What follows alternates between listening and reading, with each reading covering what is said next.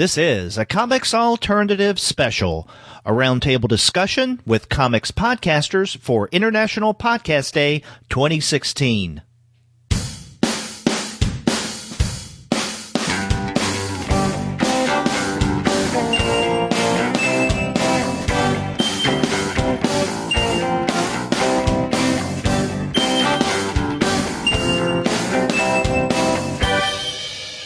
Well, I'm here with some wonderful guests, John Suntress from Word Balloon, John Mayo from the Comic Book Page, and Chris Marshall from the, Back Again, Collected Comics Library. And what we wanted to do for International Podcast Day, September 30th, is to get together, talk about podcasting, especially as it relates to comics. Comics appreciation, comics reading, comics fandom, comics studies. And, I was saying this right before we started to record, but, you guys have been doing this a long time. I'm the new kid on the block, so I want to learn from you. I always put this in astronaut terms. And Chris Marshall and I started in 2005, and I'm reasonably certain he started earlier than me. Oh, by maybe a week, John. Yeah. Really? All right, I think the first one actually was Augie. Augie DeBleek. Oh, sure. But I'm just saying amongst us and everything. Yeah, you're right. Augie DeBleek in the pipeline. Yeah. And I came, and then Comic Geek Speak, and then you were right there. So what month of 2005 were you? It was. You don't remember? February. Okay. Because the following year was 2006, and that's when I met you. I had been podcasting for a year and a half, and that's when I met you and John at Comic-Con. Yeah, in San Diego, absolutely. All right, so you started in February of 05. I started in May of 05. So I always say, like, anybody who started in 2005, we're like the Mercury astronauts. Mm-hmm. We are, yeah. And Johnny, when did you start? Well, I was on my first podcast as a guest at the January 2006. I started my own podcast in January of 2007, but I've been going weekly since late August 2007. Okay, but I would say he's like we're like Mercury astronauts. Johnny's like a Gemini astronaut. Now, Derek, you're like a shuttle pilot. Yeah, I got to be honest. No offense, it's still an astronaut. Don't get me wrong. That's a good thing. Hey man, I love all the astronauts and stuff. But no, that's all right. Now you guys can poop on me if you want. Yeah. No, I think this is great. Because not only have we been podcasting for different lengths of time, but also each of our shows have a different focus. Because, I think with any medium, if you say I have a podcast in such and such, I podcast about soap operas, I podcast about beekeeping, I podcast about comics. I think that those on the outside would tend to think, you're all the same. But actually, we each have our own niche. Sure. And, even within comics appreciation. So, I just think that's an interesting way of going about this, which leads me to one of the things I wanted to ask you guys. Again, since you've been in this game for so much longer, how do you think that, or how do you see podcasting about comics has changed since you started? That's a very interesting question because the industry has changed so much since we all started. Even I guess it was only about a year or so before you started, Derek. Digital was still on the horizon as recently as 2011, but then with the New 52 at DC, bam, that came into being, and at that point, it got to where being a comic book reader no longer necessitated going to a comic book store. And I think that was potentially a game changer for comic book podcasters because now we were a very viable way to recreate kind of that comic book shop talk, if you will, for people who never set foot into a comic book store. Mm-hmm. So I think it's just we've become, increasingly relevant. I think we were always relevant. But it now serves an audience that isn't going to be hearing about or having these sorts of discussions potentially any other way. And I sometimes wonder how many of the people in the publishing side of comic books really truly appreciate that aspect of kind of the community building we're doing? That's a good question, because I know, John, I hear you often on your preview show invite those in the industry to contribute clips where they could play up their own upcoming titles. It's a rarity that I hear a publisher doing that. And I'm just wondering if the kind of things that we do, unless we reach out to those, and usually it's been, at least with our podcast, The Comics Alternative, it's the creators themselves. But every now and again, we reach out to publishers. But I don't know if this is something that those who are in publishing, comics publishing, would seek out on their own if we didn't prod them. I mean, is that the impression that you guys have when it comes to podcasting? Yeah, I don't know, man. I think both Marvel and DC. Well, DC's not podcasting, but they certainly are vlogging, and I think that kind of, with their own product. Marvel has been vlogging and podcasting for several years now. I can only speak as far as my own experience, and slightly disagree with John because, for example, I get to sit in on the Marvel press conferences. And those are really the news website blogs and Word Balloon. And I was really surprised and pleased that they asked me to join them. And, so they see value in my podcast, I think, and involving my community and giving them an opportunity to hear the direct podcast, because really everybody else is obviously just, this is what they said. These are the quotes. And it really was exciting for me to say, here, even better, much like sports. And you get those great post-game. Well, if you're as much of a nerd about sports as you might be about other pursuits, that you really appreciate that post-game talk with the coach and the press, because if you're really into it, as comic fans are, you want to hear even this kind of stuff. So I really think that's a way that they've included me. And but it's usually still, 90% creator first. Everyone's got to toot their own horn, whether it is they're working for Marvel or DC, or they are, an independent. So, it really isn't different. And these guys are savvy enough. And luckily, as the industry has grown, the creators certainly appreciate us. And that's really all that matters, because this is, as John said, it's a changing market. And because of the success of creator-owned books, the creator, I think, is a more powerful person than ever before. And actually, in New York, I'm going to hear from some creators that can tell me if that's true or not. But that's my perception. No, and I would agree with you. I think maybe it's not so much what I was saying where I said they don't appreciate us. Maybe it's they don't fully understand how to use us. Because I think you being at some of those press conferences and literally being able to have the audio clips, like you said, there's a fundamental difference from reading so-and-so said this, that, and the other versus hearing how they said that exact thing.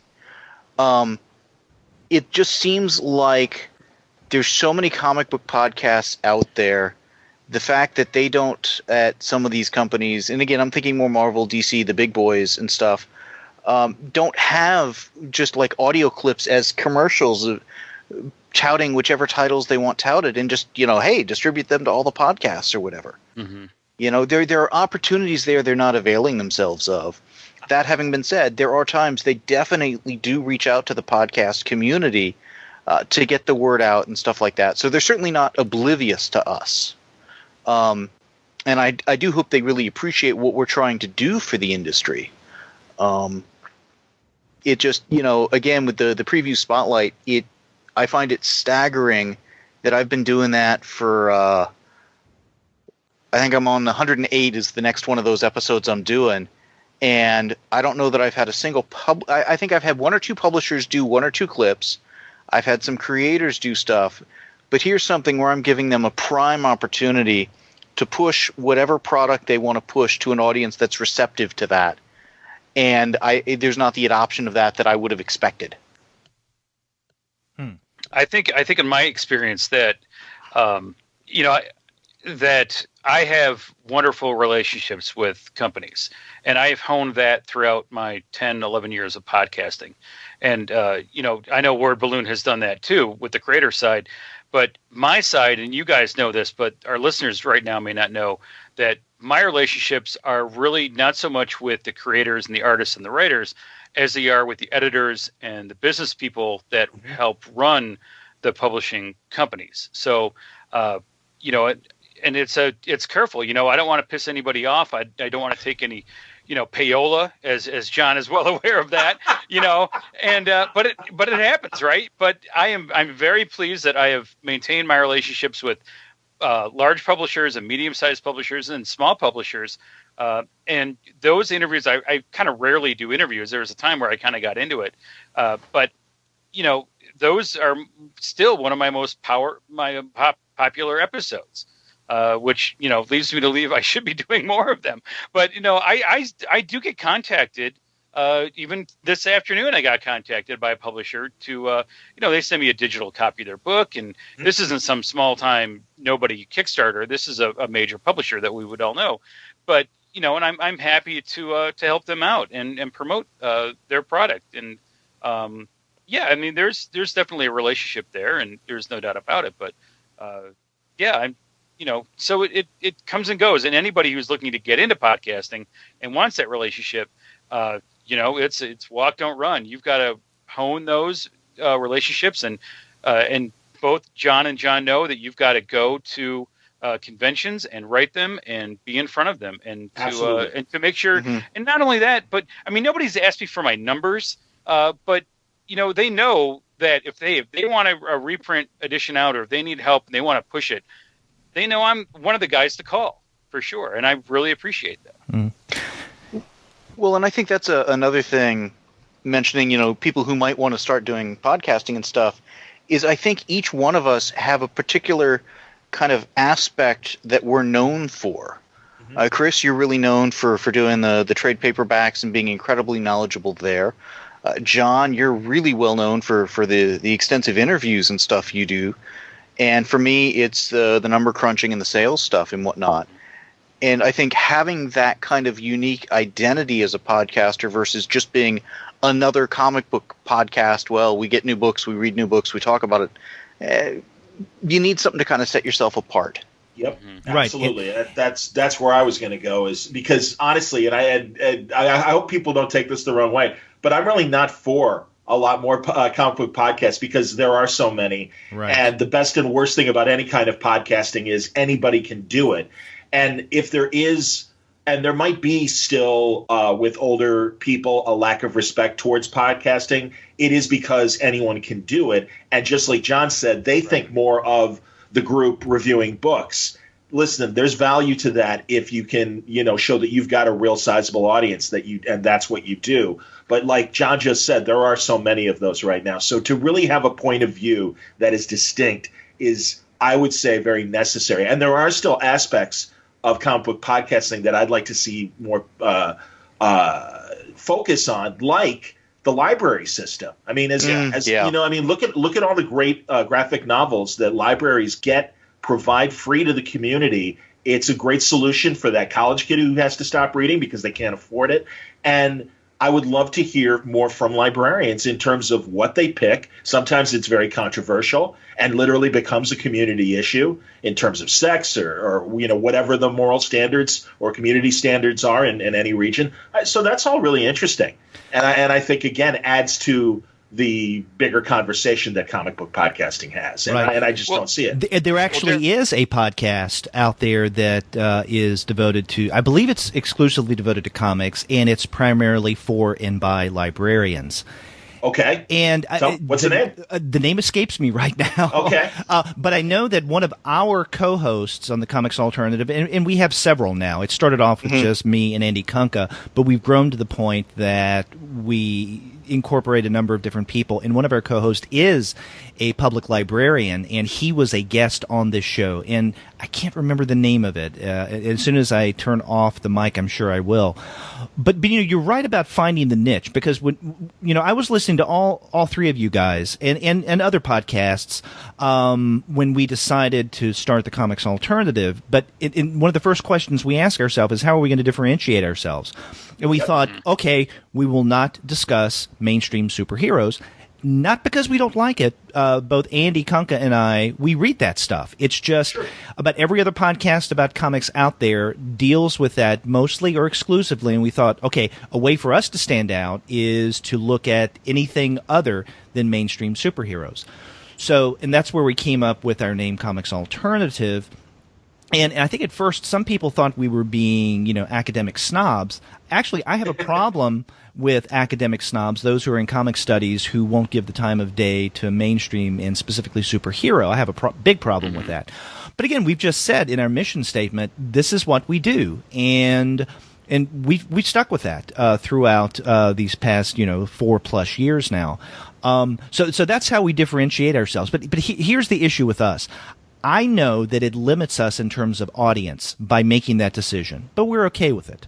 I know absolutely you should be okay with it. We would get a larger listenership if we did deal with, let's say, more with the mainstream. But but do the show you want to do, and I'm sure, and obviously you're doing that, Derek. Exactly. And I know we all are. So that's and obviously the same could be said for Chris John or me. Because some people might think I do too many superhero things. But go ahead. John, I want to kind of go back to what the original question was and how comic book and podcasting in general has changed since we started.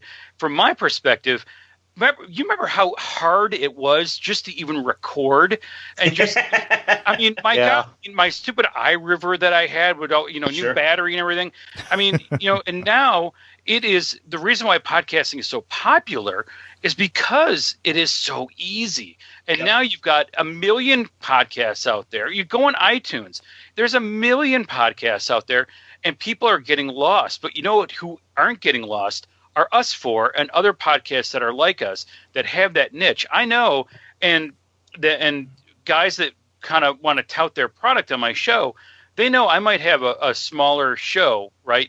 But I also have a dedicated audience. So if they know as I'm a trusted voice, and they know you guys are trusted voices. So if you mention something, they will be more likely to go out and buy it, than just a round table of drunks on a Friday night at their local store.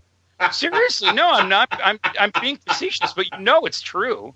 Well, I know other shows like that, and I agree with you. Several shows like that. But that said, no, but something. A lot of those shows too have dedicated audiences that are motivated to act on the opinions of those podcasters, and that's the great thing. And that's and obviously that's Chris's point. And that's true, and that is the most gratifying feedback I get, both from listener and creator, because then it's even better when Dan Slott is in Australia and he's like, I cannot believe how many people listen to you down here, and that's great. And he's so I'm selling books to Australia because it's like that's good, and really even creator owned people as well. That's fantastic, and it's and that's great because it's trust, and being around that long builds that trust. And that's, Derek, I would say, obviously stick with do the show you want to do. And the great thing is eventually through word of mouth, because creators also talk to each other as well. And if, they know you're a good show, they're going to say, hey, no, talk to that guy. He knows what he's doing. Azzarello has done that for me on several occasions. Bendis has done that for me. And Derek, I will say, if you want to start another show, I'm sure John will gladly have a place for you. I mean, he already has 15 shows already going. What's one more? Which one? Me or Mayo? No, Mayo. It's funny you say that. I consider it one show, just the Comic Book Page podcast. It comes out 7 days a week. Only 3. I do different types of episodes. Yeah, you do. But it's really tomato kind of a thing. Right. When I was hanging, guess.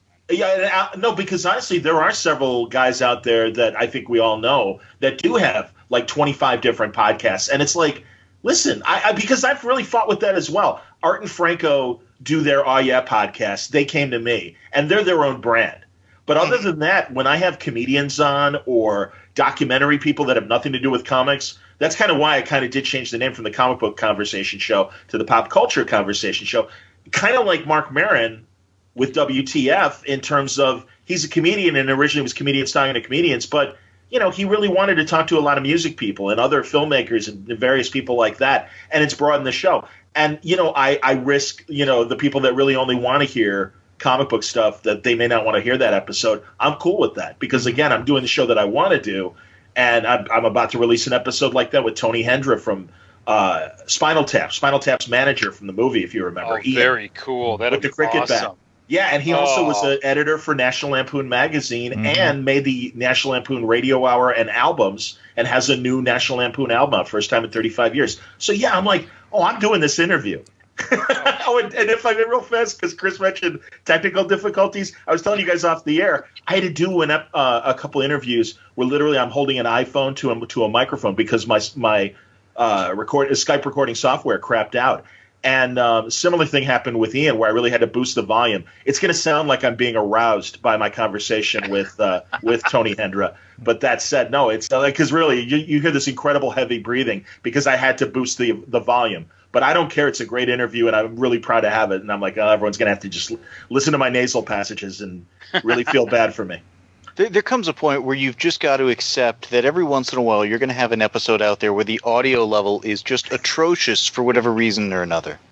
I had one of those on one of the subscription box episodes I did a few months ago, where I'd come back from a convention. I was using my Zoom H5 portable recorder, and apparently at one point I had knocked the volume dial on my channel without realizing it.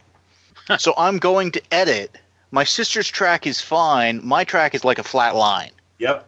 And I'm like, well, let's bounce up the gain. And you could hear me, but it was like I was underwater in a submarine. And it was horrible.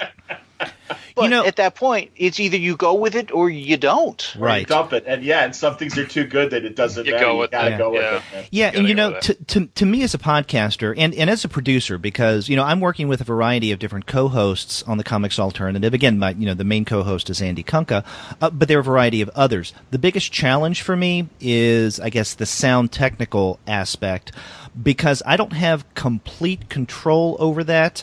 Now, these potential problems occur more often than not with interviews, because we can't count on the interviewee having a good microphone. Sometimes they use the microphone that's built into their computer, and at times that can sound okay, and other times it's really crappy. And we've had occasions where we have had some really bad sound quality from the interviewee's end. And then, I've had to work with that. Now, another challenge is that each of us, and this has changed over time, but each of us, at least a few years ago, were working with different microphones. Now, over time, we have tried to consolidate or to be more consistent with the kind of equipment that we're using.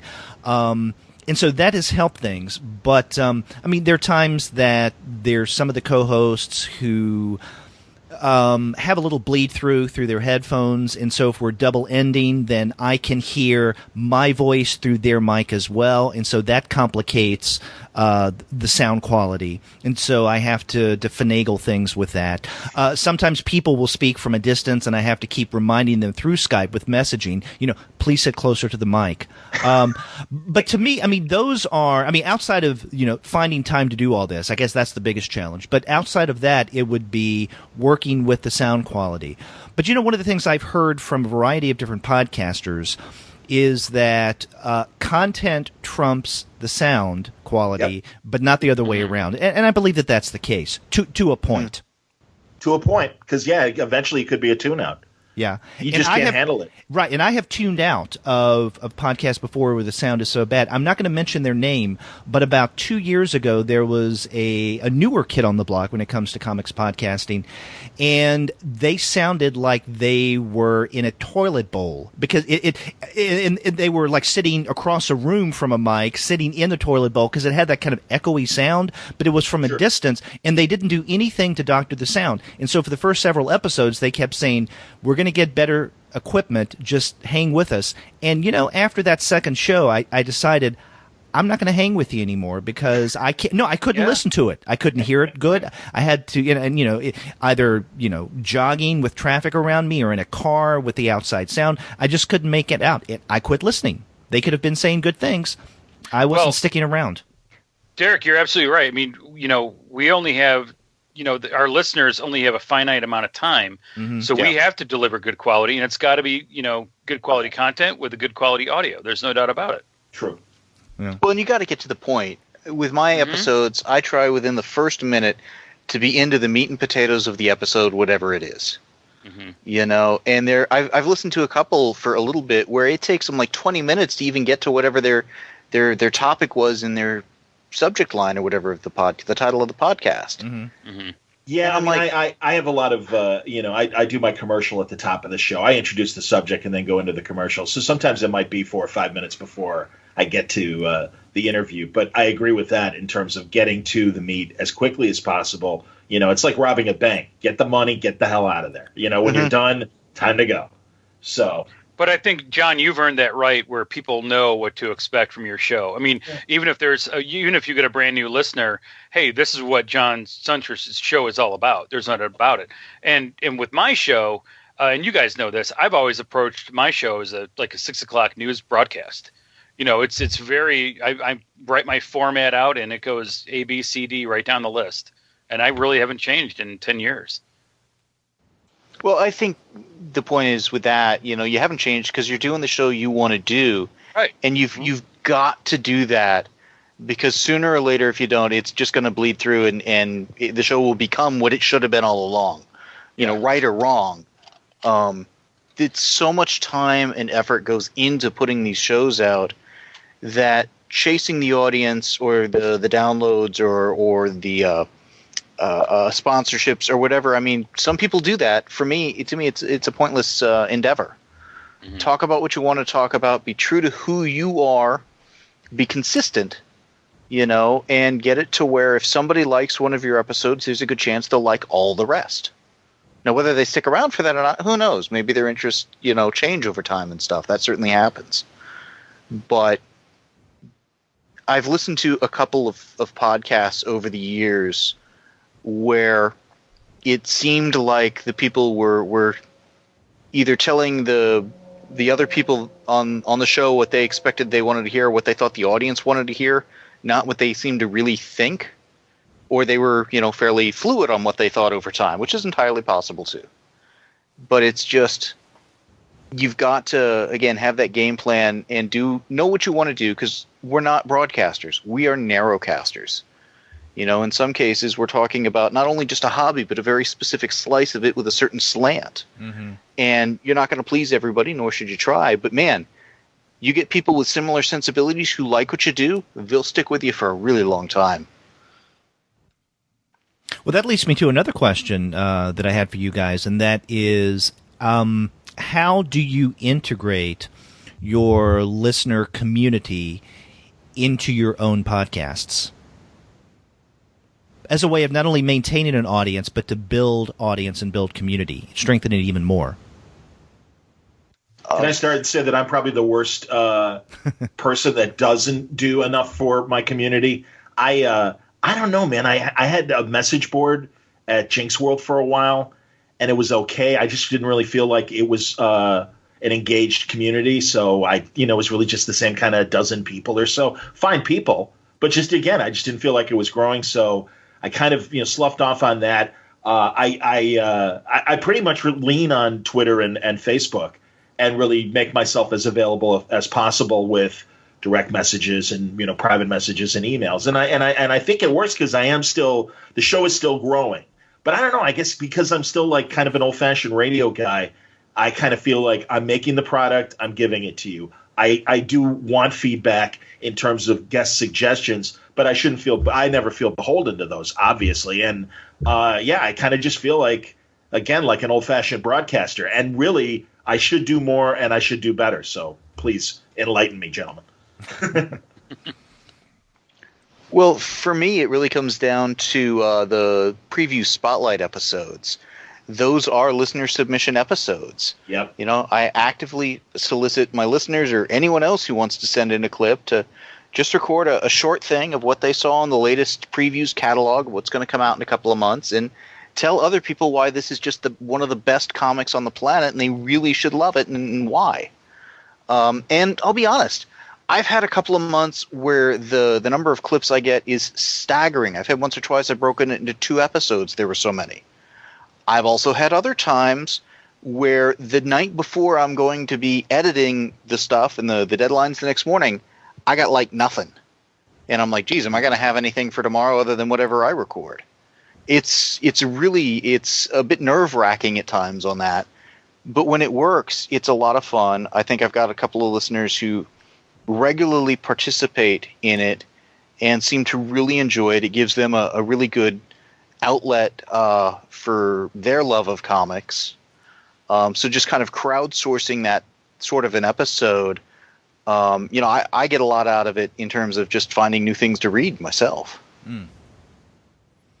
Yeah, for me, I think that one of the things that burnt me out last year was trying to keep up with Twitter and Facebook and email and everything. And, and just trying to keep up with the industry news and everything. That's kind of why I just, retired for a few months. But when I came back this July, I decided not to reopen my Facebook page, and I opened up Twitter and email, and that's it. I just have those two things going. Now, I do have my Tumblr site, but that's just where my posts live. That's no big deal.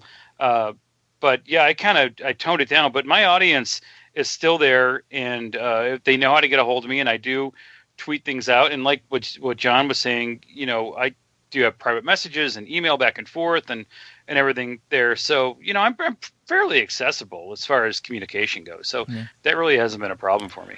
Well, one thing I know that you do, Chris, that I really appreciate is that when you get feedback from listeners, you share that with the listeners on that following podcast episode. Mm-hmm. And just recently, I was in fact I was jogging one morning listening to your show. Yes, and you read my message that I sent you about March. So yes. And many podcasters, if not professional, then they're as close to being professional without being professional, have said that is a key strategy to build community, and that is to share the communications that you get, if you have the permission, True. Right? So because people like to hear their names and their words Absolutely. Shared on the air, so to speak, over the podcast. And so I know I appreciate it. I enjoy hearing, my name referenced on your show the other week. And we do the same with the Comics Alternative. Now, more times than not, we, with our main weekly show, we don't have much to read in terms of listener feedback, but every now and again we do. The episode right. that went up today, this week's episode, we had 3 or 4 messages from listeners.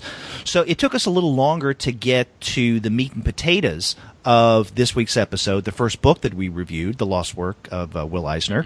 But we thought it was worth it sharing the words of people who listen to us. And so I think that that's an effective means. Now, John Suntress, you said that you started off with a forum. We have a forum, and I've tried to use the forum strategy a couple of times. I don't think I'm very successful at it. John Mayo, I think your forum is much more engaging, or people Definitely. Are much more engaged than that than I think they ever were with the Comics Alternative. And so unfortunately, it's still up there, but we don't do much with it anymore. And that's just not something that has been as successful for us. Mayo, are you on the comic forums still, or where is your message board? I've got it on my own comic book page podcast. I've had it there for since I started the podcast, I believe. Okay, fine. I have been to your message board. I just didn't remember who was hosting it. Of course, you're hosting it. You're like the web whiz, I think, of the group. I believe. That's my guess. Well, honestly, let me go back. Let me touch on what Derek just said, because not only do I want to get feedback, but I want to get smart feedback like you provided. Damn straight. That's what you want. You don't want to get the, hey, great show kind of thing. You want to get somebody who is going to take their time, craft an email, and provide information maybe that you have missed, or maybe a topic coming up that would be insightful, and that sort of thing. So, yeah, or even a thoughtful criticism. I'll take it. Yeah. I have a Google Voice account, and I have SpeakPipe, and I have put the call out a few times. But sort of like the message board, it was just the same people. And so you're right. I guess, and no, this is good. I feel like I'm on the couch. And this is like a 12-step meeting. I really feel like I'm learning a lot because we're sharing. This is great. Well, I do think sincerely, yeah. With any audience and stuff, there are going to be certain members that are much more active in terms of giving feedback and participating in stuff than most of the audience is. True. that's just, kind of, I don't want to say the law of big numbers, but it's something along those lines. Mm-hmm.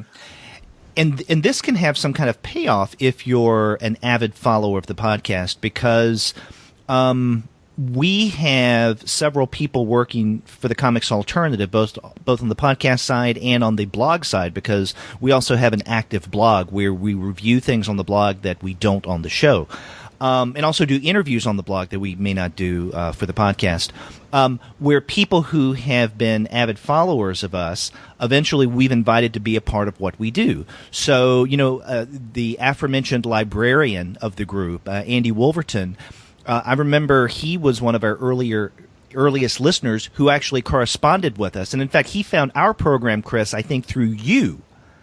And he's been a listener of mine for many, many years. Yeah. And so then he started listening to us, and then he got to the point that at one point I asked if he wanted to fill in as a co-host, since he was so interested in the books that we discussed, and he said yeah. So now he is an occasional fill-in co-host, but he's also the regular co-host of our monthly Young Reader series.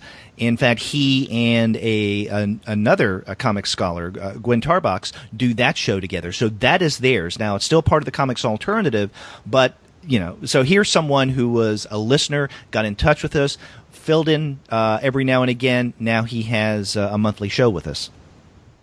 Well, I would say that's actually one of the ways my podcast has changed to a degree from when I started to where I'm at now, is really every podcast co-host I've got except one started as a listener of the show.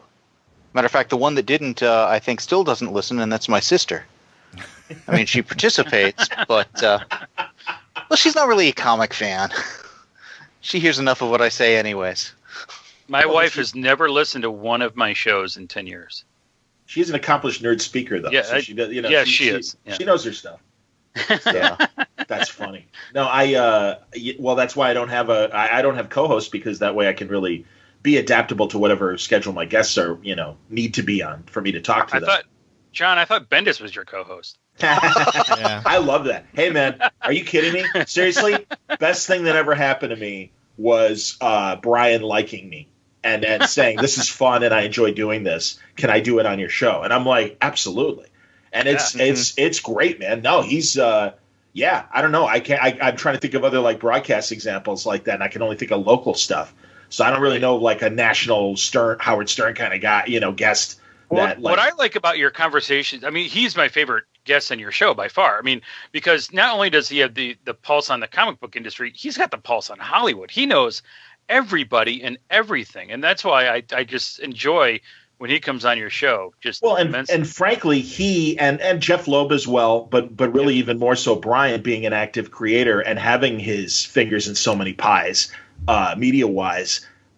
He's a microcosm of what's going on in comics, and it is great to get that perspective directly and ask him tough questions. And I mean, not in any shitty. Pardon me, I don't know if I can swear on your show, and if I can, I apologize, Derek, because I started not in any crappy way. Yeah. But in terms of tough questions, but to really say, but let's not get, let's be honest with each other. Asking someone to spend $4 or $5 on a comic book is a lot of money. Or, does everything need to be an event? Does everything need to tie into an event?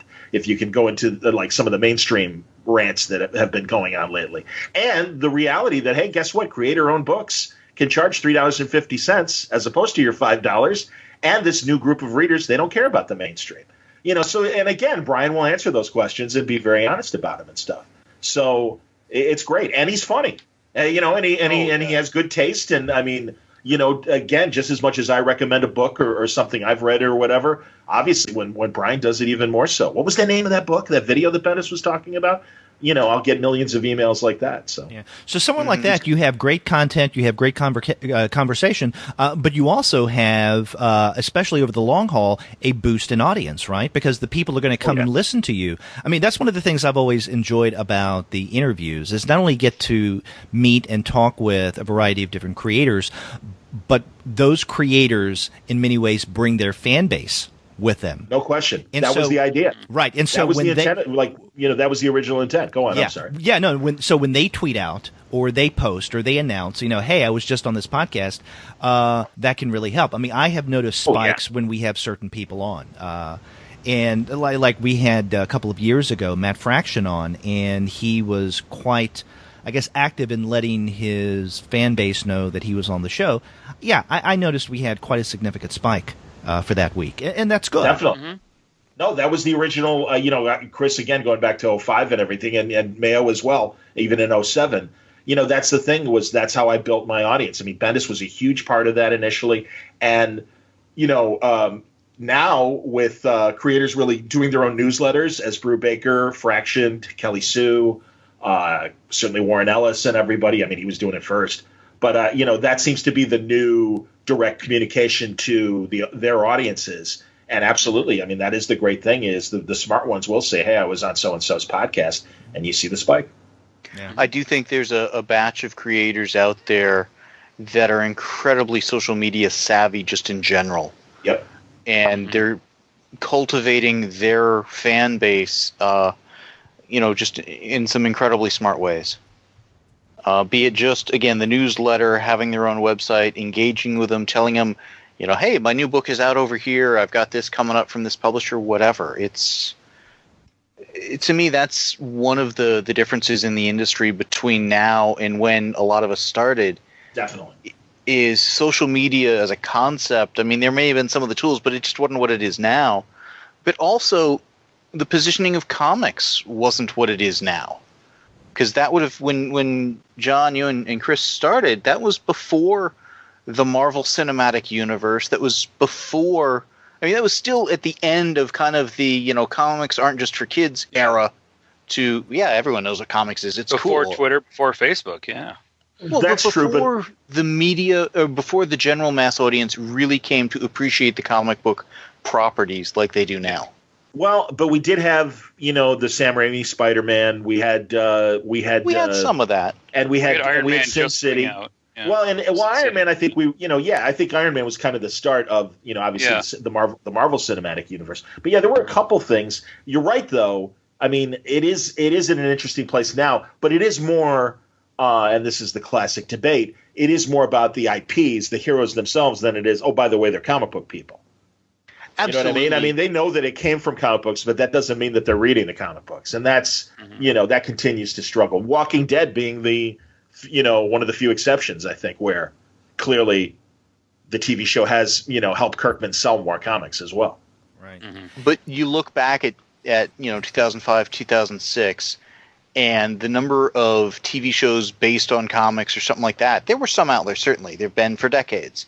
But now there's like one every day of the week, if not two some nights. Sure. Well, the big one back then undoubtedly was Smallville. That was the big one. Right. Yeah. But you're right, and that was, on the smallest network, and it was only one show, and no, compared to what we have today, it's ridiculous. Go on. Yeah. Well, remember they even tried to get Birds of Prey going. Remember that series? Yes. About, a half a minute and everything. So, it was about they tried, they tried, but there's no doubt about it that that shows like Big Bang Theory have also helped. Right. Heroes. Absolutely. Let's not forget, especially in that first season, Heroes was a huge impact. And again, as Chris said, going back to 2006 when we had that first comic book podcast panel in San Diego and stuff, Heroes was, I believe, previewing then. If not in 06, it was 07. That it was previewing there, and I mean it it kind of stubbed its toe, but there was a moment that really it could have started earlier had that writer's strike not happened and killed a lot of the momentum of that show in particular. Well, this is interesting because the extra comics media aspect of what we do is something that on the Comics Alternative we really don't even consider, right? I mean, just given our nature, because we don't deal with the mainstream, because we specifically don't deal with superheroes, I mean, that rules out almost all of that stuff. I mean, the closest thing we could talk about is The Walking Dead, but even then, we've made, and I don't know if Andy and I have ever discussed this, but I think it's just our feeling, we're kind of purist in that way, right? So every episode of the Comics Alternative, regardless of what kind of series it is, whether, because we have a manga series, we have a European comic series, webcomic series, we always focus on the comics. So we've never done an episode where we're talking about, let's say, a particular property on TV or in film, or or some other media. We always stick with the comics, and that's just the direction that we're going. So we may mention something like, the latest Spider-Man in passing, or this season on Gotham, but it's always just ephemeral. We'll mention it, pass on to something else, and then get to the comics themselves. And that's, again, one of those decisions that we've made, just to focus right there on the comics. I have a real world hypothetical for you, though. What about and I just read about this, I want to say, on Heidi McDonald's site, Comics Beat. Isn't there's an anthology show on Netflix, and there's been a recent episode that Mark Maron is the star of, where he is a graphic novelist. And it was written by Mark Maron. It was written by Jeffrey. Today, John. Yeah. Yeah, it was Jeffrey Brown co-wrote it with I forget his name now. You guys are obviously looking up the article, maybe, so you might see I'll it. look it up. But yeah, I mean, so it really is about alternative comics versus the hero stuff. Okay, so that may be a different game now. Because honestly, the other examples I was thinking of were all pre-podcasting, like Ghost World. Although Art School or American Splendor, yeah, and American Splendor was certainly around then. Yeah, for television though. We've got Lucifer, we've got iZombie. I mean, there are a number of Is that alternative enough, though, Derek? It would be. I mean, those are the kind of titles that we would discuss because, they're Vertigo titles. We do a lot, not near as much as we used to, I think, with Vertigo. And, of course, our definition of alternative is a little different, and indie is a little different from others' definition of alternative and indie. But again, it's not that we don't appreciate those or we couldn't talk about the content in ways that, we think would, fit with our show.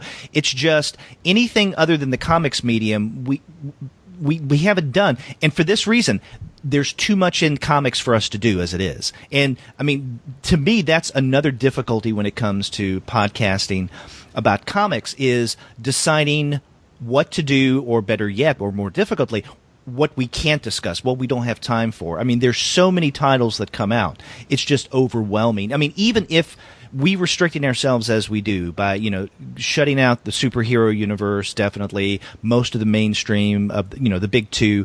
I mean, still, there's just so much there for us to discuss. It becomes painful at times, deciding we don't have time for this. We're going to have to cut this. We don't have, an occasion this month to look at this book. So, that we have enough to talk about with the comics themselves.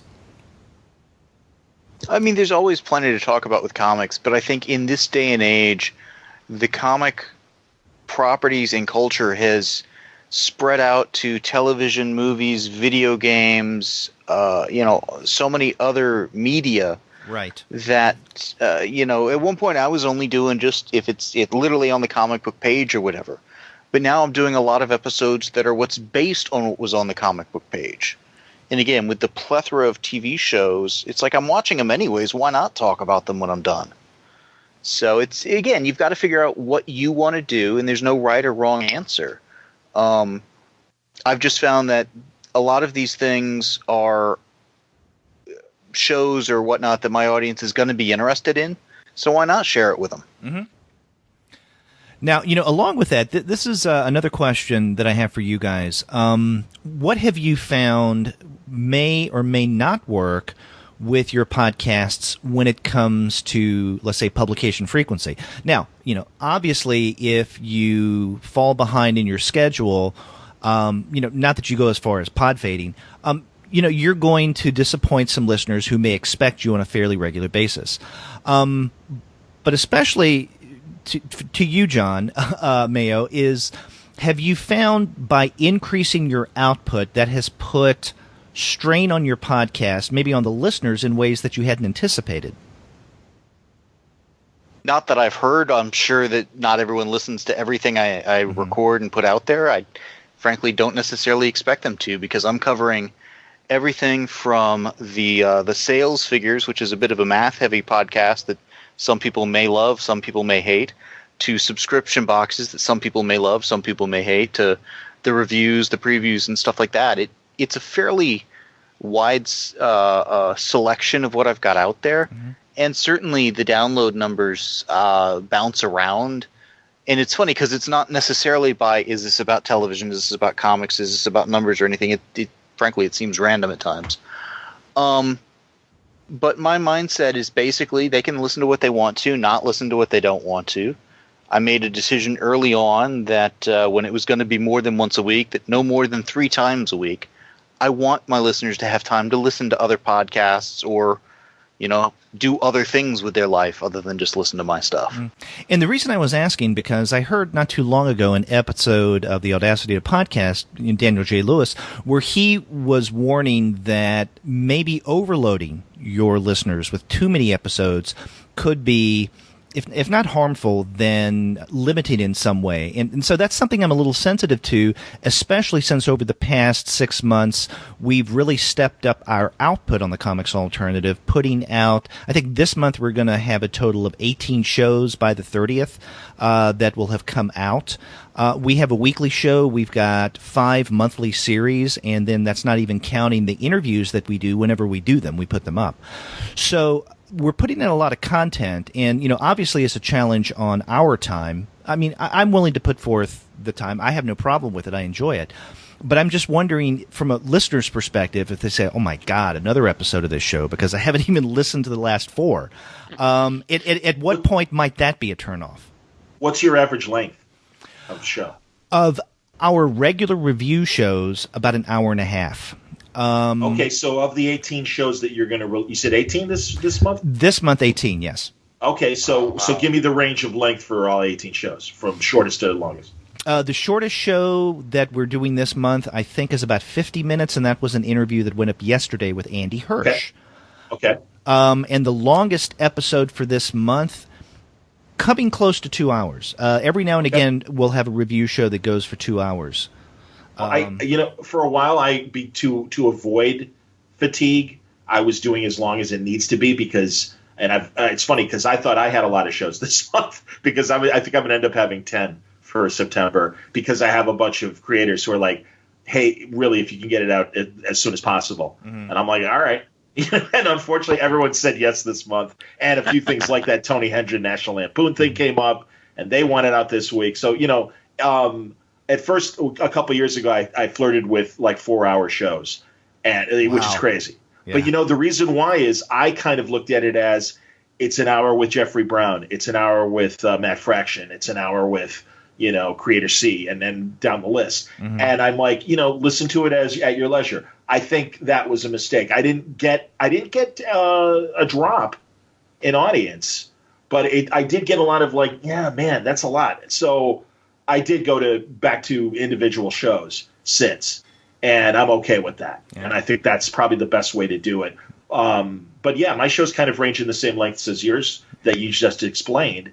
And if it's good content, they'll listen to it. And if they don't not knowing what subjects you're specifically covering on those 18 shows, I kind of look at every interview as its own thing, and that it's going to be a little more evergreen.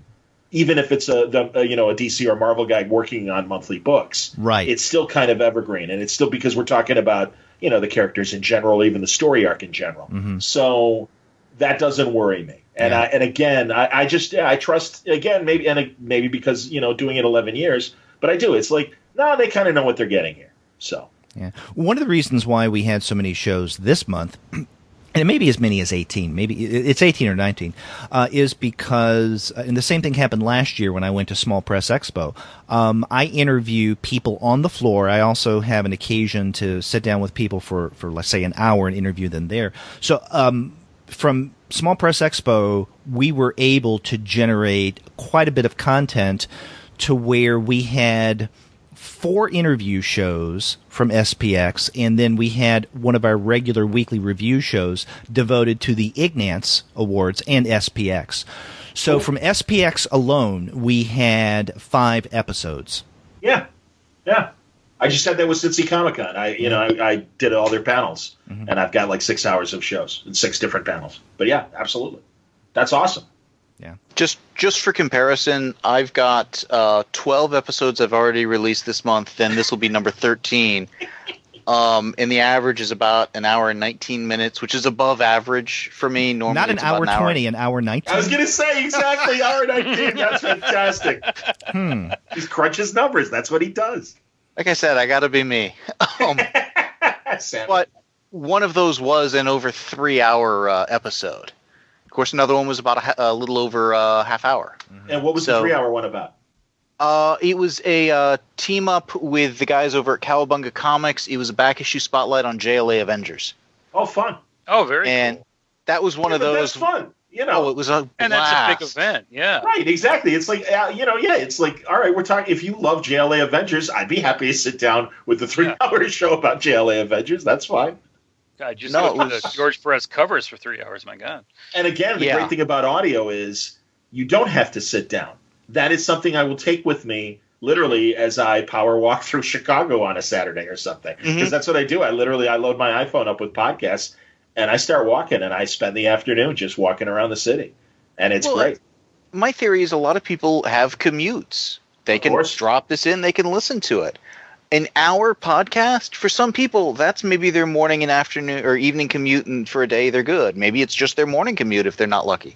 Or the tedious warehouse job or whatever kind of, detailed job that you've got to do, and you just need something to listen to. And if it wasn't us, it would be NPR or their favorite music station. Man. That's it. John, you bring up a good point. Both of you guys do. We're not just competing with other comic podcasts or music, but I listen to Audible. I've really gotten into Audible these days. And you know what? It's not this mundane, voiceover just reading a book. It's like a stage play, and it's really good, and it's really insightful and done really, really well.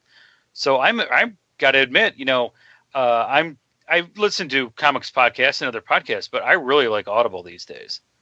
Well, again, this is what audio, internet audio and, private commercial audio can do that radio is having trouble competing with. And I say this as someone who still works in radio. You do? And we're right behind, it's my day job in classic rock radio. I make commercials in Chicago.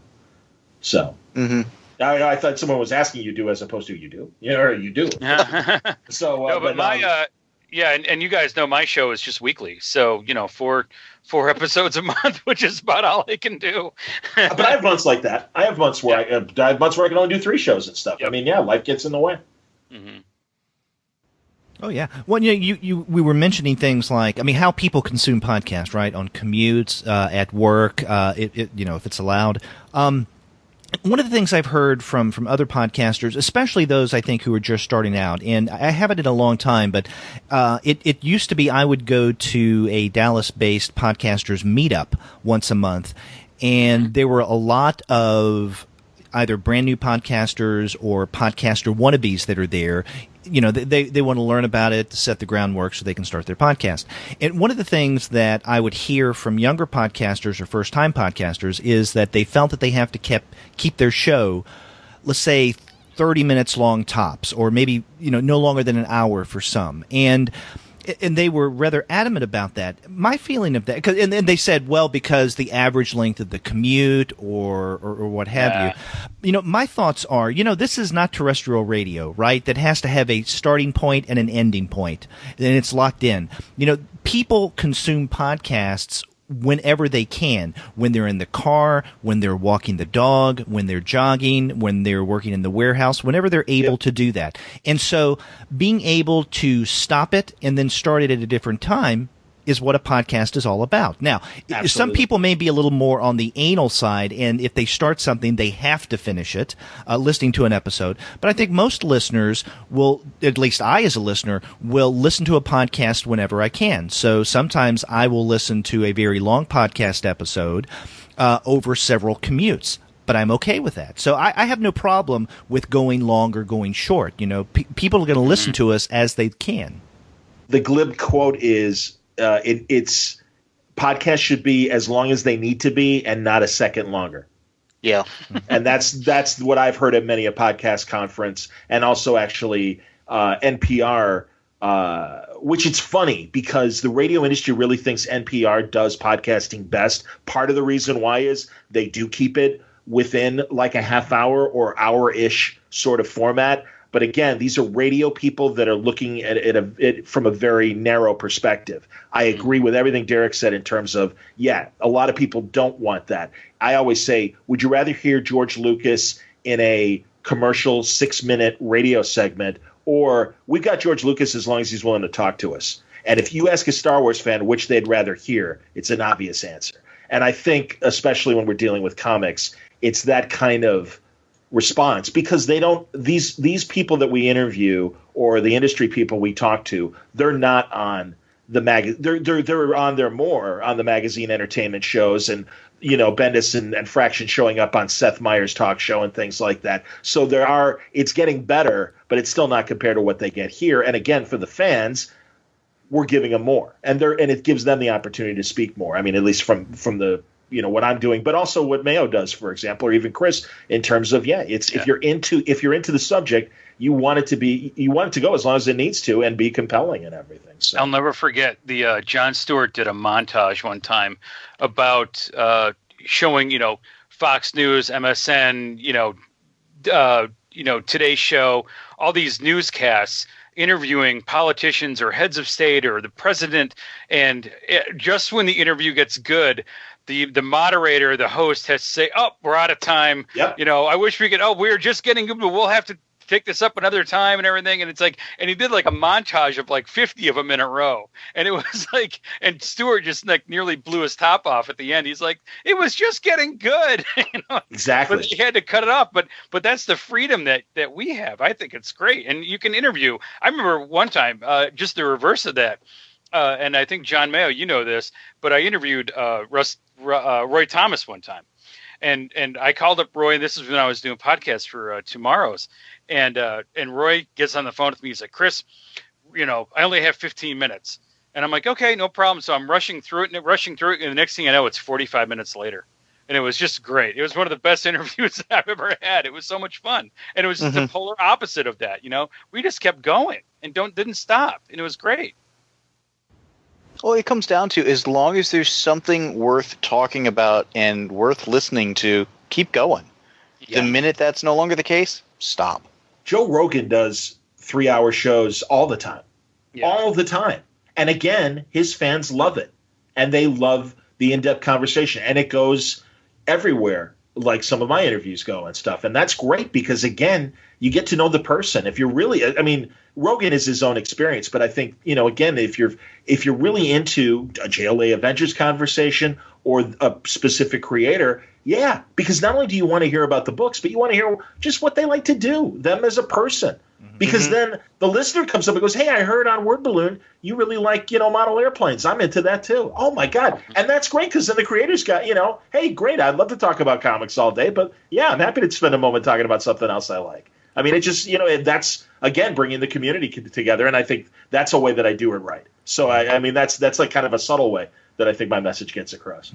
Well, there are some time limits that I don't want to go beyond. I know that on our review shows, whether it be our regular weekly review show or one of our monthly specialty shows like the manga or the webcomic show, it's a rarity that we would go past 2 hours. Anything over, let's say, 2 hours, I start to feel a little more uncomfortable about.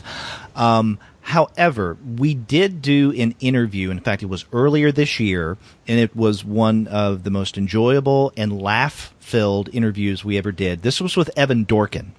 And this is right about the time that his Eltingville Club was collected. And we had him on mic recording for about 3 hours and 45 minutes. And, awesome. The first two, well, you say that, and it was fun, but I had to produce the damn thing, right? So the first hour, a lot of fun. The second hour, a lot of fun. I'm starting to get a little tired. But then as the producer of the podcast, going into hour 2.5 and then 3, I'm going, geez, what am I going to have to do? There's no way that we can have a 3-hour interview. And then it was 3 hours and 45 minutes. So what I ended up doing was dividing the interview into 2 parts. Yeah. And that was fine. Yeah. So we had 2 episodes generated from that interview. And it turned out really well. And we had a lot of laughs. Derek, you can always go through in a long podcast like that and just say, "Hey, look, just put a disclaimer up and say, this is going to be an unedited, here we go, start to finish." That's true too. Seriously, you can't. No, you're right though. And it makes it more real. Right. I've seen Dorkin. I've seen Dorkin at a convention. I'm sure there are Evan Dorkin fans that would be happy to listen to the full thing in one sitting as well. I agree with Chris, but I do. I mean, again, this was the problem I had with Bendis, and it's a good problem to have, and I'm sure you felt the same way about Dorkin and other creators as well. And yeah, you chop them up, and that's fine. That's great. God, Brubaker and I had a really long one, and it ended up being 4 parts. And it was great because you could also go, as you said, topics change during the conversation. All right, great. Well, now we're starting to talk about something else. Well, you edit right there. And all right, we're going to pick it up at part 2. That's fine. That's excellent. Again, if the content merits it and everything, go, man. Let me ask you guys something. Another question. If there were maybe one thing that you would like to do with your podcast in order to make it better or enhance it, something technical, something content-oriented, what would that be? Ideally. Well, I'll go. I mean, for me, it would just be a better soundproof room. I mean, right now I'm sitting at my workbench in my basement. So, I mean, seriously, that's where we all podcast from, right? So, I mean, but I've got a friend of mine who lives in the same neighborhood down the street. He does he's a aviation podcast. Okay. And he's got a sweet studio that he's set up. And it's like sits at his desk, and he's got this enclosed wall thing that he talks into, and then when he's done, he takes it down, and he can do whatever. But is it like a cube? Is it like a cube? Yeah, he built a cube. Sure. That's smart. He got the soundproof foam and everything, and he's got it all hardwired, and it's a really neat setup. Yeah, you can you can really do that very cheaply and literally get like just a giant box, and it's, I mean, you can even use like bed sheets or whatever, or a comforter around the cube inside to kind of give yourself a much more muted studio kind of quality cube that you can speak in and everything. So, again, you can MacGyver this and it won't cost you a lot of money. So, but no, I understand. And I'll follow Chris and say, honestly, and shame on me, but again, coming from radio, it would be wonderful to do this 5 days a week and actually be able to do it and do it like a real business. And I'm moving. I mean, Patreon has been great, and my listeners have been great supporting me. I do get interesting sponsorships. I'm going to have a new sponsor actually coming up this week as we're recording.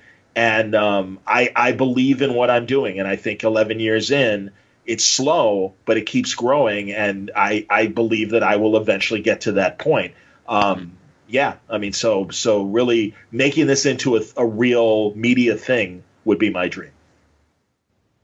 I agree with what both of you guys said. So I'll take Chris's kind of soundproof studio and whatnot, and John's do it as a real thing and say, I want a professional studio with staff, preferably to record it, edit it, do the promotion, all that stuff.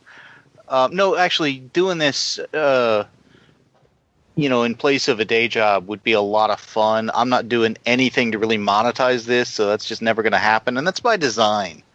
Because I don't want this turning into a job. It's fun to do, but the reality is, if it ceased to be fun to do, I could stop at any moment. Mm-hmm. But, I mean, there does come a point where, man, it'd be really nice if somebody else were to edit this stuff and do kind of the grunt work. I mean, I enjoy talking about comics, but, man, the editing the stuff when I do a really long episode isn't too bad, because I'll be honest, I get a little lazy in the editing. It's maybe not as tight as some of my really early short episodes were. But the one thing I had to do that, oh my God, it was tedious and just drove me nuts, was I had one episode I actually had to do a transcript of. And that just took forever. Well, speaking of transcripts, John, I remember you did your book when that you had with transcripts of your shows. John Suntress. Yes. Well, you mean the magazine? The magazine. Well, again, just like John said, that was through the grace of my several friends. Actually, I was gonna name one, but to name Tom McGovern, I guess, mainly because he was the patron that kind of put me and Dan Brereton together. It was a chance to promote Dan Brereton's Nocturnals books, and he had 3 interns really transcribe a bunch of Word Balloon interviews. Oh. And yeah, in 2007, I had a Word Balloon magazine.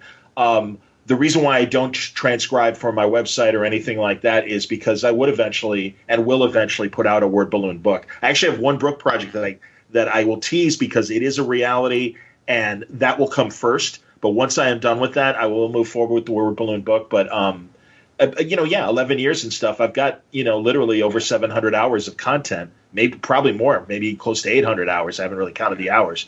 I need Mayo to count the hours for me. Number cruncher. But John, I apologize to John Mayo. I didn't mean to interrupt you, John. So please. I'm sorry too. Yeah. If you had more, but yeah, I mean, so no, that will happen. But you're right, John. I mean, Mayo. That's transcribing is really, really time consuming. That's something that if I could have a magic solution for just literally the transcription stuff, I'd love to take all the stuff I've done on like the number crunching and stuff, turn those into books or something too. It's just such a daunting task. Well, and that's, again, if we go back to the original question and stuff, I mean, the market keeps changing, and that's why I don't find it boring. It doesn't – I mean, this is kind of a part-time job because I actually do earn income through Patreon and my sponsors. So I always say it's not a tax problem, it's a tax concern because I just have to make sure that I report this stuff.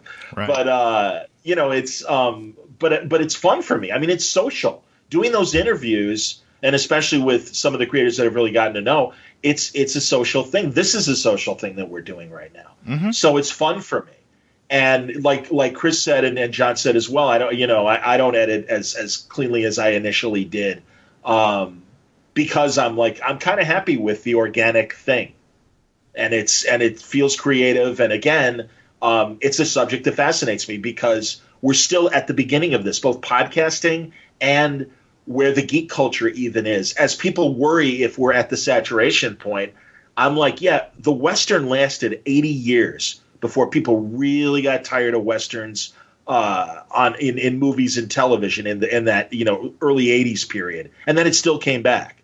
And also, meanwhile, Western fans still enjoyed the genre and still found, movies and TV and books and things to read about Westerns and stuff. So I don't think this geek culture is going away. And the way that it continues to morph is fascinating. So, yeah, I think with me, if there was one thing that I could do right now to enhance what we do, it would be, I guess, somewhat similar to what all of you were saying in terms of growing in certain ways. I mean, yeah, it would be nice to have better equipment, more equipment. Slowly but surely, we do get better toys, and that's great. But right now, if there's one thing that I could do to make things better, I would want to turn the Comics Alternative into a network instead of a sprawling podcast. Because right now we have so many series going on currently. I mean, I mentioned we have the weekly show, we have 5 monthly series, we have the interview series. That's not even counting any kind of specials, such as this episode. Will fall under the special category with our podcast. It would be easier to organize and also to just coordinate everything if we did this under a network and not just one podcast. However, that would involve more cost and more effort work on my part, and I'm just not there yet. So, because I would need to get individual feeds for all the shows that we do. So there would be a feed for the regular show. There would also be a feed for each of our monthly series and our interview series. So I've been doing this, hosting the RSS feed myself. I'm using WordPress for it. And again, from my perspective, the comic book page is one show. So there's an RSS feed for it. Mm-hmm. But from a lot of other people's perspectives, and I understand this, it's like multiple different shows. The Weekly Comic Spotlight is one show. Right. The Preview Spotlight's another show. And they each have individual RSS feeds that are kind of sub-feeds of the main one. So to me, it's kind of does it really matter that much whether you're a network or not if you've made it to where your listeners can kind of easily pick and choose the content they want? When it comes right down to it, I don't know if it really matters. I think that I know that we have some listeners who very much gravitate toward one kind of show or the other. So, for instance, I know from just social media responses that there are listeners who are highly dedicated to our monthly show for young readers that probably don't listen to the other shows. And so having that available as its own feed to subscribe to on iTunes, for instance, would be really good. And then if they wanted to subscribe to the other series that we do, that would be, hey, I would welcome that. But giving them more choice in that way to make it easier for them to target particular series that we do. It would also allow me to organize things in a way that I guess the anal side of me would very much appreciate, instead of kind of clumping everything together as the comics alternative. So I don't know. I just would feel it would be better for me to handle and organize, although it would involve more cost and work on my part. I got a question. Let's turn it into a network. Well, I was going to ask about beyond the iTunes platform. Are you guys using SoundCloud? All of you? No, I'm not. Chris do, isn't? but I use a free account, so I can put no more than 2 episodes up at a time. Can you not do playlists with a free account? What, of my own shows? Yeah. Can you create playlists and make them available as an embed because there are it's a solution that I'm just starting to flirt with myself. I am new to SoundCloud. I've only been doing it for just over a year. Mm-hmm. And I've got my RSS feed going through it. I am paying for the $20 a month SoundCloud deal so I can have unlimited uploads, just because I've got so many shows to still get to and eventually put up there. But one way to organize, and a listener actually suggested this, was to create playlists. And I was going to do that and intend to do that with my Bendis interviews, with my very specific guests that have been on multiple times. But also I was thinking, God, I could do an animation-only feed. I could do, movies. I could do documentaries. I mean, I could get very specific on some of these things, as you would with your different shows and everything. Mm-hmm. So that's another thing to look at. By the way, it's interesting, and I don't know if you guys have experienced it. I love meeting other podcasters who are the bizarro world opposites of us, in that they started their shows on SoundCloud and are just starting to dabble with iTunes. And it's interesting, but they came to podcasting through SoundCloud. Now, that's kind of a, ass backward way that I look at it, just because knowing the hard data, and I know Mayo knows this, and I'm guessing we all do, that, Apple is still the dominant podcast operating system, right? And that mostly it's Apple products that literally make up 2/3 of the podcast listening audience. Mm-hmm. But it is interesting to meet these people, and it's like, oh yeah, I don't have my show on SoundCloud. No, I got it on iTunes. I have it only on SoundCloud. And it's like, really? See, we publish on other platforms, but we do so through our main provider, which is Libsyn. So we go up through Libsyn, and then we publish on SoundCloud through Libsyn. We publish on YouTube through Libsyn. We publish on iHeartRadio through Libsyn. We publish on Spotify through Libsyn. So we reach a variety of different platforms, ways to find us and consume the podcast. But I do it primarily through our main Libsyn account. Definitely, of course. But even before we did that, when we were when self-hosting, which I know, John, that's what you do, and you and I have talked about this before when we've met up at cons. The pros and cons of doing this.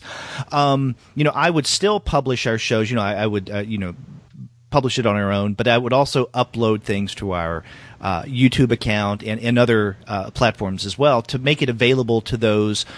They may prefer to consume their media through YouTube. They may choose to consume through other means, outside of iTunes, and that's fine. I wanted to be there for them. But getting back to my original point about the network, it would just allow me to organize things in a better way, and I think to give our listeners more of a choice. And also, I think that the way that we're set up now, we're all over the place, right? So it's the comics alternative, but the manga show is vastly different from what we do with the regular weekly review show, which is very different from what we do with the webcomic series. Well, it's funny because I'm going through kind of a similar sort of a thing with my podcast right now, where I'm taking, because I've got the different categories and stuff that I've got in WordPress, which is what's facilitating the different feeds if somebody wanted to do that and just get, say, the preview spotlight. But I've gotten so much stuff that's in kind of the roundtable discussion category, like this episode will go in. But I've gotten so many television episodes, movie episodes, that I'm kind of rebranding those retroactively. Television spotlight, movie spotlight, convention spotlight, that kind of stuff. And to me, that's just a matter of, okay, change which categories it's in iTunes. So it gives me the advantage of one-stop shopping in terms of maintaining my list of podcasts and stuff, but it gives again that filtering and searchability and whatnot that it seems like you're looking for what you're doing. Right. But see, when someone goes to iTunes to subscribe to the Comics Alternative, they cannot differentiate which series to get because it's all on one feed through iTunes. Mm-hmm. And so that's what I would like to do. I would like to provide listeners with multiple feeds through iTunes that they can choose to subscribe to or not, but all be a part of the Comics Alternative Network. Well, and again, that's essentially what I've done with the comic book page stuff. So depending how you look at it, the comic book page is either my show or my network. Yeah. And to me, it's almost literally a semantic difference. It's no difference in execution. Yeah. Another thing that this would allow me to do is to nurture more people to work at the Comics Alternative. I mean, right now, the only show that I do not co-host is the Young Reader series.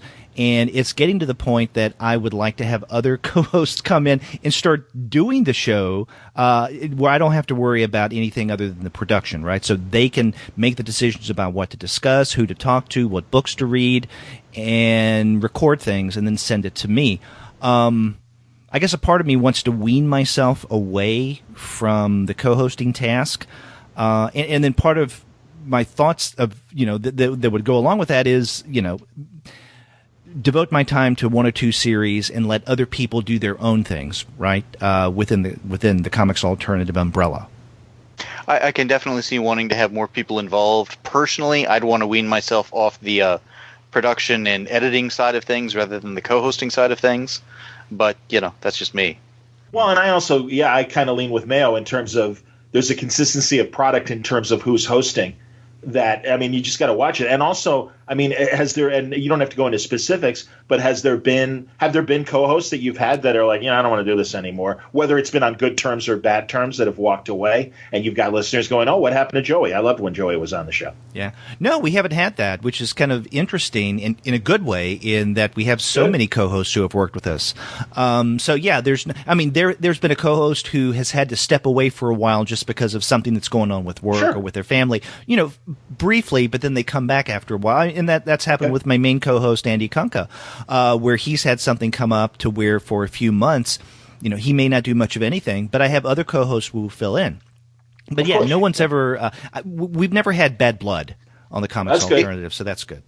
It's funny because for a while I was doing guest episodes where essentially a couple of listeners would get together, record some stuff, send it in, I'd put it on the feed. They were doing it on Final Crisis, and it was some great stuff.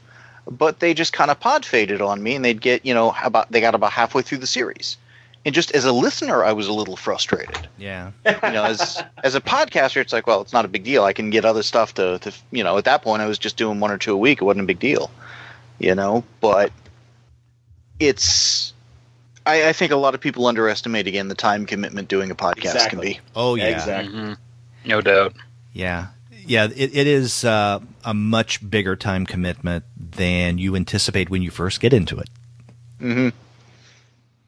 Yeah. I mean, to me, the getting online with a co-host and recording the thing is almost an incidental aspect of the time spent. Be it either the prep work or most certainly the editing and the production time of, get the ID 3 tags on it, upload the thing, create the WordPress post, all that kind of minutia. Well, how much prep time do you guys put into each episode on the average, do you think? For me, it varies wildly on the type of episode. There are some, like a roundtable discussion like this, where it's like the prep time was answering some emails saying, sure, I'll do it. There are others where it is, okay, I've got to go crunch the numbers, put the Excel thing together, write my article, and be ready to intelligently talk about the sales numbers. That's, 8 to 10 hours minimum. And then for like one of these TV episodes, if I'm watching a series, the next series of Flash or Arrow or whatever, that's going to be 20 some odd hours over the course of many months. So it can vary wildly. Mm-hmm. Yeah, mine too. I mean, when I do, for example, Derek, I know you did your Lost Work of Will Eisner this week, and I did mine as well. And reading that book was pretty quick, but in my standpoint, and this, is doing more research and more of the history. So I find myself not only reading the intro by Dennis Kitchen and the book itself, but I also picked up my Spirit archives that I have, and I'm rummaging through that for information. I'm rummaging through the Tomorrow's biography of Will Eisner. I picked up another small book by Bob Greenberger that has Will Eisner biography. So I'm doing a lot of back work, not just talking about the book that's coming out, but more of the history that's coming out as well. Just trying to find little tidbits here and there, and then doing research on the internet, of course. Yeah, I suppose. I mean, again, the research part of it, I think, is just anything I'd be doing anyway, because a subject interests me enough that I want them on the show. So I do want to, kind of know what I'm talking about. So that's fun for me. But I guess it is part of the time to produce a show. So I would say that's like 1 hour or so in terms of scanning some articles, making some notes. I just kind of try, if I've got enough time, to also just let my mind relax and write down notes in terms of questions I'll want to ask or subjects I'll want to get into. And then doing the actual interview itself is as long as it needs to be. Again, say an hour and 15-minute conversation. And then post-production, in terms of everything else and the minutia, like Mayo was saying and stuff, add another hour to that. So I suppose 2 hours of prep and post-production, and then in the middle, if it's a 2-hour interview, that's 4 hours. If it's an hour and 15, then that's 3:15. Mm-hmm. See, there's some fast math. Yeah, it's the prep work before that seems to take the most time with me, and that is just reading the material, and not just the books that we're reviewing, because many times when we're reviewing a particular text, if I'm not familiar with some of the previous work, sometimes I'll go back and educate myself so I can talk knowingly about that. Now, this especially becomes important when I'm interviewing someone, and it may be I'm reading a brand new book of theirs, and it's the first time I've picked up anything that they've done. And whether I have the time for it or not, I feel that I have to, out of decency, read other things that they've done. And if they have a long backlog, then that can be quite time-consuming and a challenge on my time. And the completist part of me wants to read as much of their previous work as possible before I talk to them. And so, I mean, it does vary widely, but it can take several days to prepare Derek, for a particular show.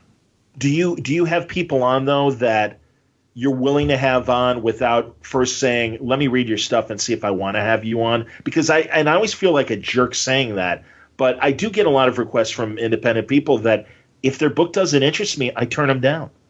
I'm not interested. I'm sorry. I'm not really interested in devoting that time from what you've sent me. If it doesn't speak to me, yeah, sorry. Just not. Again, I'm not saying that it's a bad book or anything. In some cases, they aren't ready, and they are very young creators that the work is kind of rough. And I am honest and say, you really need to kind of polish the skill a little bit more, because again, in today's wide open frontier, anyone can do this, including anyone can make a comic book as well. That's a good question, John. Now, I know that, your show Well, answer mine first. Right. That's what I'm saying. Yours being interview-based, you're dealing with different dynamics than we are. I cannot think of one occasion where we have interviewed someone that we haven't reached out to. Right now, every now and again, we will get requests, especially young creators, first-time creators. Oh, I'd like if you here's something I'm doing. This is my first book, or this is a Kickstarter. If you want to, we would appreciate being on the show for an interview. I don't think we've ever done that. However, we have reviewed books on our regular review shows that come to us where people solicit us, and I would say maybe 95, 97% of the material that people send to us and say, if you want to review it on your show or interview us, we don't consider it. I mean, we look at it and it's thanks, but no thanks. Either it's not for us, or we just don't think that it's quite ready for prime time. And exactly. we decided early on, before our first episode, that we would never review something that we wouldn't recommend, because there's so much good stuff out there. We don't want to talk about anything that we would give a like a bad grade to. So don't read this. Sure. Because we, again, as I mentioned earlier, there's so many good things out there. It's painful for us to decide what to cut because of time. Well, you're right. Yeah, because there is too much good product out there that just from a time standpoint alone, you can't get to everything. Right. Well, that's one of the things where I think my show's a little different, because with the Weekly Comic Spotlight, we're picking this stuff 2 weeks out, basically on what me and my co-host Drew, are planning on reading anyways. And sometimes one of us is going to read it, the other one isn't, so we got to talk them into it, whatever. But it's sight unseen. Yeah. So we've had a couple of times where it's like, man, I love the title, but this was not a good issue to review, but it's what we picked. So we have had a couple of things, and I don't try to slam anybody. I try to respect the fact that these creators put their best, effort forward and tried to do a good comic, and maybe it was good, just not for me or whatever. But at least try to give them some constructive criticism, even if it didn't work for me. But I've had a number of emails over the years where it's, I'm a creator of thus and so, my book's coming out tomorrow, which, I'd like to be on your show. And it's like, with our timetable, that just doesn't work if we haven't pre-ordered it or whatever. It's like, this is one area where it kind of works for me to not really be doing many interviews much at all. Because I can say, well, it just isn't really our format of the show. That having been said, I actually had somebody reach out to me recently with hey, I'd like to be on your show. This is what I've got. And I'm like, that looks interesting. Sure, let's have you on. Let's talk about it. But gave him fair warning. I'm going to want to ask these sorts of, stuff beyond just exactly what you're wanting to come on and talk about, kind of the bigger picture stuff. Mm-hmm. Sometimes the requests I get indicate some of the people haven't really listened to my show. And that always surprises me and disappoints me a little. Oh, yeah. See, whenever we I try to do that too. I'm sorry, Derek, go ahead. No, I was going to say, whenever we get emails that we can tell are form letters, we don't even consider them. Derek, we all get the same form. Yeah, exactly. Absolutely. I could rattle off 5 of them right now. But as far as like constructive criticism, like John was saying, I guess I come from a different perspective because I'm not, the guy who listens to my show isn't spending $3.50 for a comic, right? He's spending $100 for a book, or hard-earned money. And so I try to be very brutally honest if this is going to be worth your time, and that's kind of how I review. Now, I do review things that I like, but occasionally I do find flaws, and there are a couple of things that kind of, I guess, mildly piss me off in the industry when things get collected more than once over the course of a year, or things have come out, in a format that just isn't right, that could be done better. It's funny. I mentioned on my show a few weeks ago, I did a rundown of Mike Mignola DC Batman comics. And I'm like, man, I really wish that DC would stop with these little trades and do a DC collection of Mike Mignola. And sure enough, I'm reading Heidi's blog today, John, and it comes across, there's a DC collection of Mike Mignola coming out. And I'm like, damn if the DC editors didn't listen to my show last week. That's awesome. No, and honestly, that's the thing. Chris is really dealing with the entire product, not just the comic content, but the production side of it as well. Is this thing going to fall apart on you? Is the binding good? Is the glue, decent and stuff? And absolutely. I've heard you. I'm well aware of it, dude. Exactly. and it's two things for me, because sometimes people do ask me, how come you don't do any reviews? And it's like, well, there's a lot of books out there. If you don't hear that person, one of two things: I either haven't gotten to that book yet, or I should say book, not person, but I either haven't gotten to that book yet, or frankly, no, I'm not, or three things: haven't gotten to them, not interested, or frankly, that it doesn't speak to me, or no, I don't like it. And like, Derek said, why waste time on stuff you don't like? So I want to say real fast, though, because I looked up that show that I was mentioning that's on Netflix. It's an episode of the show called, is it Easy? Easy. Yes, Easy. It's an anthology show. Bloom. Yeah. And yes, Orlando Bloom, Malin Ackerman, and there's one episode where Mark Maron plays an autobiographical cartoonist, and it was apparently, Chris Ware, Bob Fingerman, wow, and Jeffrey Brown. Jeffrey drew the comics. Chris Ware makes a cameo appearance, yes. And Bob Fingerman, minimum wage guy, who is friends with Marin and stuff. He was a consultant on the episode and everything. So there's a very alternative comic related media property that maybe you should watch. Yep, definitely. There you go, man. More stuff to watch. Interesting stuff. But yeah, I don't. That's the thing. So I never feel back to mine nonsense. I don't feel compelled to do reviews. And again, I talk to these guys usually at the beginning of an arc or an end of an arc. And also, not to give guys a pass, because I am curious especially when you're dealing with DC or Marvel, when an event fails, if someone's willing to come on, I don't want to have them on to admonish them, but honestly ask them and go, what do you think happened? Because everyone's writing and drawing this stuff with the best of intentions and are trying to make entertaining stuff. And I also feel that there's a lot of, in the 5-part and 6-part and even more multi-part stories, something might happen in issue 1 or issue 2, like Captain America Hail Hydra, and the internet goes crazy. And I laugh because it's like, yeah, it's the beginning of the story. It should provoke you. There should be some sort of upset to the status quo that might lead to an interesting problem that the hero's going to have to find his way out of. That's what they're trying to do. So, and too many books, they would never do that. This sucks. And it's just like, well, you haven't gotten to the important part of the story. You're on chapter 1 or chapter 2. Relax. Don't write your treatise about how, now that Captain America's with Hydra, my life is ruined. Weird people. Don't judge the story until it's over. Yeah. I thought that was awesome twist, by the way. I love that twist. Absolutely. It's fun. It's still a fun story. That's the thing. And Civil War is only making it more interesting. Mm-hmm. Yeah. I think. Whatever.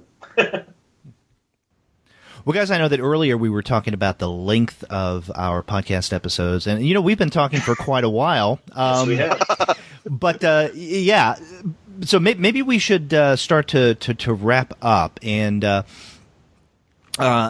maybe we can once again tell what our podcasts are, the URL. I'm sure our listeners already know, but there may be listeners of my show that may not know about Chris's, or a listener of Suntress's show that may not know about one of mine. So as we go out, let's introduce ourselves again and talk about what we do and where to find us. I'll start wordballoon.com. That's the website, and I have shows that come out pretty much weekly, sometimes more than weekly, sometimes less. But one-on-one interviews with creators and people of media, and it's fun, and I enjoy doing it, and it's a good, intense one-on-one conversation. That's it. Chris Marshall with CollectedComicsLibrary.com, and my show is all about collected editions and reprints, both classic and new. And I'm John Mayo with the Comic Book Page podcast. Every Monday we do the weekly comic spotlight, where we review one comic from DC, one from Marvel, and one from some other publisher. Once a month we do an episode on how the comic books are selling in the direct market, an episode on how the trade paperbacks are selling, another episode, the preview spotlight, where listeners send in clips and tell you what they're excited about that's in the new previews catalog. We also do roundtable discussions like this sort of an episode, and other episodes on as we get around to it basis on various TV shows, movies, conventions we've been to, things like that. Oh, cool. And it's comicbookpage.com. Yeah.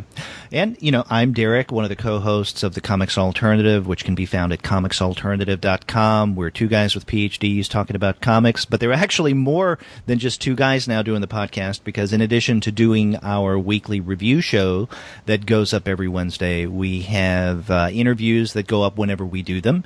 And we have at least right now 5 ongoing monthly series, an on-location show where I visit my local shop and talk with customers and employees to see what they're reading. And then we have monthly shows devoted to manga, European comics, and web comics, as well as a monthly show for comics for young readers. And then we do specials, so we got a lot going on. And again, that's comicsalternative.com. I want to thank all of you for taking the time and doing this special episode. I thought it only appropriate, it being, or this going up on the 30th of September, International Podcast Day, that we talk about podcasting in the way that we do it, and that is through comics. Yeah, it was fun. Thanks for inviting us. Awesome. Thank you. Yeah, absolutely. Good conversation. My pleasure, guys.